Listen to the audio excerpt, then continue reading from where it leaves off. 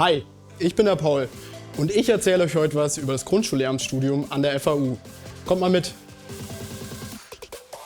Ihr fragt euch vielleicht, wie ihr überhaupt ins Grundschullehramtsstudium an der FAU kommt.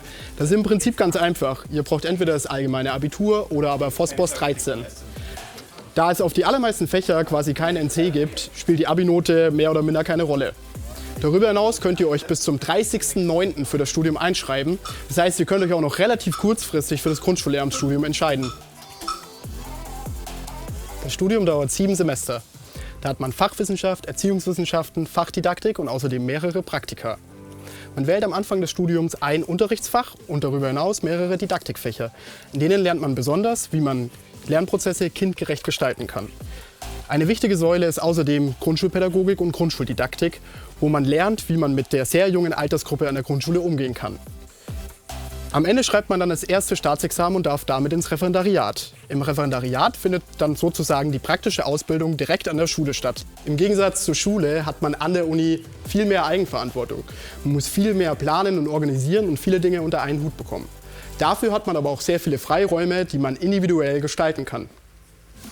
Ich habe mich fürs Grundschullehramt entschieden, weil es an der Grundschule das Klassenlehrkraftprinzip gibt. Das heißt, man unterrichtet neben seinem Schwerpunktfach viele weitere Fächer.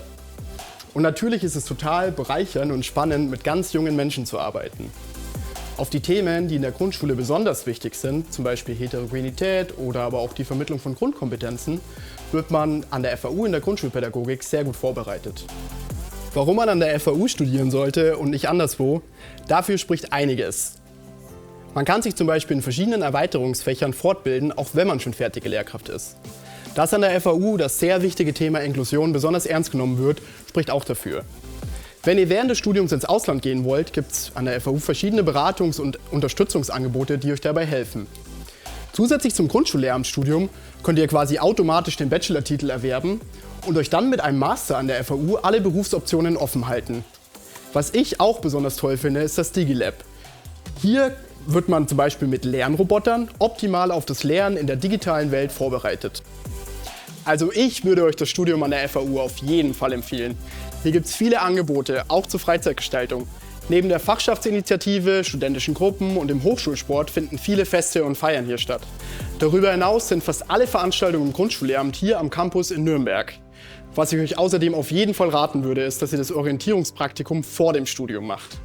Im Orientierungspraktikum könnt ihr euch darüber klar werden, welche Schulart und auch welche Fächer ihr studieren wollt.